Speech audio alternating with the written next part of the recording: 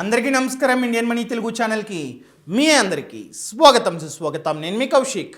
చాలామంది ఈ మధ్యకాలంలో కామెంట్స్లో అడుగుతున్నారు, సార్ మా యొక్క క్రెడిట్ స్కోర్ ఒక రేంజ్లో డౌన్ అయింది, దానిని ఇంక్రీజ్ చేయడానికి కొన్ని టిప్స్ని తెలియజేయండి సార్ అని అడిగారు. అందుకనే ఈరోజు ఈ వీడియోలో సిబిల్ ఆర్ క్రెడిట్ స్కోర్ని ఇంక్రీజ్ చేయడానికి కొన్ని అద్భుతమైన టిప్స్ని తెలియజేయబోతున్నా. సో ఈ వీడియో లాస్ట్ వరకు చూడండి. అంతేకాకుండా ఇంతవరకు మీరు మా ఛానల్ని సబ్స్క్రైబ్ చేసుకోకపోతే ఇప్పుడే సబ్స్క్రైబ్ చేసుకోండి. అసలు సిబిల్ అంటే ఏంటి? Credit information bureau of India limited అనమాట. సో మనం ఏ బ్యాంక్ నుండి అయినా లేదా ఏ ఎన్బిఎఫ్సి నుండి అయినా లేదా ఫినాన్షియల్ ఇన్స్టిట్యూట్స్ దగ్గర నుండి అయినా లోన్ తీసుకున్నట్లయితే మన డేటా మొత్తం వాళ్ళ దగ్గర ఖచ్చితంగా ఉంటుంది. ఎందుకంటే బ్యాంక్స్ వీళ్ళందరూ వాళ్ళకి ఫార్వర్డ్ చేస్తూ ఉంటారనమాట. ఇంత లోన్ తీసుకున్నాడు, ఇంత అమౌంట్ తీసుకున్నాడు, ఇంత ఇంట్రెస్ట్ అని చెప్పి. ఇన్ కేస్ మనం ఆ లోన్ యొక్క ఈఎంఐని కానీ క్రెడిట్ కార్డ్ బిల్స్ని కానీ ఇవన్నీ ఆన్ టైంలో పే చేయకపోతే వాళ్ళు మన యొక్క క్రెడిట్ స్కోర్ని తగ్గించేస్తూ ఉంటారు. ఇది జనరల్గా ఒక 3 డిజిట్ నంబర్గా చెప్పుకోవచ్చు. దీనిని 300 పాయింట్స్ నుండి 900 పాయింట్స్ వరకు క్యాల్కులేట్ చేస్తారనమాట. ఇన్ కేస్ మన యొక్క క్రెడిట్ స్కోర్ అనేది 750 కన్నా ఎక్కువ ఉంటే మంచిగా ఉన్నట్టు, అదే 750 కన్నా తక్కువ ఉన్నట్లయితే చెడ్డగా ఉన్నట్టు అర్థం అనమాట. ఈ రకంగా ఉంటుంది. సో మన బిల్స్ని ఈఎంఐస్ని ఆన్ టైంలో కట్టేస్తే ఈ క్రెడిట్ స్కోర్ అనేది పెరుగుతుంది.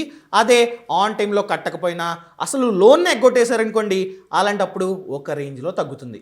ఇంకా టిప్స్ గురించి మాట్లాడుకుందాం. ఒక సామెత ఉంది, మనం ఎక్కడ పోగొట్టుకున్నామో అక్కడికే వెళ్ళి వెతకాలి అని చెప్తుంటారు. సిబిల్ స్కోర్ కూడా సేమ్ అండి. మనం ఏమేం కారణాల చేత మన యొక్క క్రెడిట్ స్కోర్ని పోగొట్టుకున్నామో అదే కారణాల వలన మనం పెంచుకోవాలి. ఫర్ ఎగ్జాంపుల్, మీరు లోన్ యొక్క ఈఎంఐ కడుతున్నారు, అది ఆన్ టైంలో కట్టట్లేదు అనుకోండి, ఇప్పటి నుండి అయినా ఆన్ టైంలో కట్టండి. ఫర్ ఎగ్జాంపుల్, ఈ ఈఎంఐని మనం 10వ తారీఖున కట్టాలి, కానీ మనం ప్రతిసారి ఏం చేస్తున్నాం, 15వ తారీఖునో 13వ తారీఖునో కడుతున్నాం. అందుకని చెప్పి తగ్గిపోయింది. కానీ ఇప్పటి నుండి మనం 6వ తారీఖునో 7వ తారీఖునో కట్టేయండి. అదే క్రెడిట్ కార్డ్ బిల్, ఈ క్రెడిట్ కార్డ్ బిల్ని మనం 10వ తారీఖున కట్టాలనుకోండి, 9వ తారీఖునో 7వ తారీఖునో 1వ తారీఖునో కట్టండి. అలా కట్టేసినట్లయితే ఈ క్రెడిట్ స్కోర్ అనేది మంచిగా పెరుగుతూ ఉంటుందన్నమాట. సో దీనికి సొల్యూషన్ ఏంటంటే, మీరు గూగుల్ క్యాలెండర్స్లో రిమైండర్స్ని పెట్టుకోండి. ఫర్ ఎగ్జాంపుల్ 10th కట్టాలి కదా, 5వ తారీఖున రిమైండర్ని పెట్టుకోండి కట్టాలి అని. సో రిమైండర్ వస్తుంది, వెంటనే ఏం చేస్తారు, కడతారు. చాలామంది దగ్గర ఏంటంటే డబ్బు ఉంటుంది కానీ వాళ్ళు మర్చిపోతారనమాట. 10వ తారీఖున కట్టాలని చెప్పి మర్చిపోయి అది ఎప్పుడైతే గుర్తు వస్తుందో అప్పుడు కడుతూ ఉంటారు. 15వ తారీఖునో 20వ తారీఖునో లేదా ఈఎంఐ కట్టరు. సో అలాంటి కారణాల చేత కూడా తగ్గిపోతుంది. సో గూగుల్ క్యాలెండర్లో రిమైండర్స్ పెట్టుకోండి. ఇదంతా వద్దు సార్ అనుకున్నట్లయితే ఆటోపే పెట్టేసుకోండి. ఫర్ ఎగ్జాంపుల్, మీరు ఎస్బీఐలో పర్సనల్ లోన్ యొక్క ఈఎంఐ కడుతున్నారు, ఆ బ్యాంక్కి వెళ్ళి చూడనైనా ఎంతైతే ఈఎంఐ ఉందో దానికి ఆటోపే పెట్టే అని చెప్పారనుకోండి, అతను ఆటోపే పెట్టేస్తాడు. ఆటోమేటిక్గా మనకి తెలియకుండానే మన బ్యాంక్ అకౌంట్ నుండి ఈఎంఐ అనేది కట్ అయిపోయి లోన్ క్లియర్ అయిపోద్ది అనమాట. లోన్ ఈఎంఐ అనేది క్లియర్ అవుతూ ఉంటుంది. సో ఈ రకంగా చేసుకోండి. అదే క్రెడిట్ కార్డ్ బిల్స్ కూడా మీరు ఆ రకంగానే చేసుకోవచ్చు. ఈ రకమైన టిప్స్ని ఫాలో అయినట్లయితే ఖచ్చితంగా పెరుగుతుంది. అండ్ సెకండ్ టిప్ ఏంటంటే, చాలామంది బాధపడుతూ ఉంటారు, సార్ నా క్రెడిట్ స్కోర్ అన్నది 650కి పడిపోయింది, ఏం చేయాలో అర్థం కావట్లా, ఫ్యూచర్లో మాకు లోన్స్ రావంట కదా, అసలు ఎలా సార్, త్వరగా పెంచాలి, ఒక సొల్యూషన్ చెప్పండి అంటూ ఉంటారు. అలాంటి వాళ్ళకి నేను ఏం చెప్తానంటే, ఇన్ కేస్ మీ దగ్గర కనుక ఆల్రెడీ క్రెడిట్ కార్డు ఉన్నట్లయితే తక్కువ లిమిట్ యూజ్ చేయండి. చాలా తక్కువ యూజ్ చేసి ఆ యొక్క అవుట్ స్టాండింగ్ని ఆన్ టైంలో కడుతున్నారనుకోండి, ఒక 5 months 6 months ఆన్ టైంలో కట్టేశారనుకోండి, అలాంటప్పుడు క్రెడిట్ స్కోర్ అనేది ఫాస్ట్గా పెరిగే ఛాన్స్ ఉంది. నేను క్రెడిట్ కార్డ్ని వాడండి, ఇష్టం వచ్చినట్టు ఖర్చు పెట్టండి అంట్లా. నేనేం చెప్తున్నానంటే, ఎవరైతే ఇలాంటి ప్రాబ్లమ్ని ఫేస్ చేస్తున్నారో అలాంటి వాళ్ళు కాస్త లిమిట్ని యూజ్ చేసి అవుట్ స్టాండింగ్ అమౌంట్ని ఆన్ టైం కన్నా ముందుగానే, మహా అయితే 10 రోజుల కన్నా ముందుగానే కట్టండి పెరిగే వరకు. అలా చేసినట్లయితే పెరుగుతుంది. చాలామంది చెప్తారు, ఇది నేను చెప్తాం కాదు, చాలామంది ఫ్యాక్ట్ చెప్తారు, నిజం ఇది. అదేవిధంగా మీ దగ్గర క్రెడిట్ కార్డ్ లేకపోతే ఇంకొక సొల్యూషన్ ఉంది. మీ దగ్గర డబ్బు ఉంటుంది ఎంతో కొంత కదా. ఫర్ ఎగ్జాంపుల్ 1 lakh ఉందనుకోండి, ఒక మంచి బ్యాంక్ వెళ్ళండి, ఫిక్స్డ్ డిపాజిట్ చేయండి. వాళ్ళని అడగండి, సార్ ఫిక్స్డ్ డిపాజిట్ నేను 1 lakh చేశాను కదా, దాని మీద క్రెడిట్ కార్డ్ ఇవ్వండి అని అడిగినట్లయితే వాళ్ళు క్రెడిట్ కార్డ్ ఎగెనెస్ట్ ఎఫ్డీని ఇస్తారు. ఎంత ఇస్తారంటే, లిమిట్ అన్నది మీరు ఎంతైతే డబ్బుని డిపాజిట్ చేశారో దానిపై 85% వరకు లిమిట్ రూపంలో ఇస్తారనమాట. యూజ్ చేసుకోండి, కొంచెం కొంచెం యూజ్ చేయండి, ఆన్ టైంలో కట్టండి. అలాంటప్పుడు క్రెడిట్ స్కోర్ అనేది ఫాస్ట్గా పెరిగే ఛాన్సెస్ అనేవి ఎక్కువ ఉంటాయి. అండ్ థర్డ్ టిప్ ఏంటంటే చాలామంది ఏం చేస్తారంటే వాళ్ళ దగ్గర క్రెడిట్ కార్డు ఉంటుంది. అంటే ఈ క్రెడిట్ కార్డ్ ఎగ్నెస్ట్ ఎఫ్డి కాదు, నార్మల్ క్రెడిట్ కార్డు ఉంటుంది. దానిని ఇష్టం వచ్చినట్టు యూజ్ చేస్తూ ఉంటారు. ప్రతి మంత్ 100% ఆఫ్ ది లిమిట్ని యూజ్ చేస్తారు, లేదా 90% ఆఫ్ ది లిమిట్ని యూజ్ చేస్తూ ఉంటారు. అలా చేయొద్దు.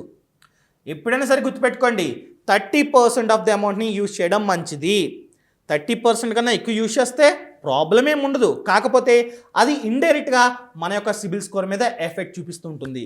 ఆల్రెడీ మీ క్రెడిట్ స్కోర్ తగ్గిపోయింది, మీరు ఆ రకంగా 30% కన్నా ఎక్కువ లిమిట్ని యూజ్ చేస్తుంటే చాలా లేట్గా పెరుగుతుంది అనమాట. పెరుగుతుంది, కాకపోతే చాలా స్లోగా పెరుగుతుంది. అదే మీరు ప్రతి నెల 30% కన్నా తక్కువ యూజ్ చేసినట్లయితే కాస్త ఫాస్ట్గా పెరిగే ఛాన్సెస్ అనేవి ఎక్కువ ఉంటాయి.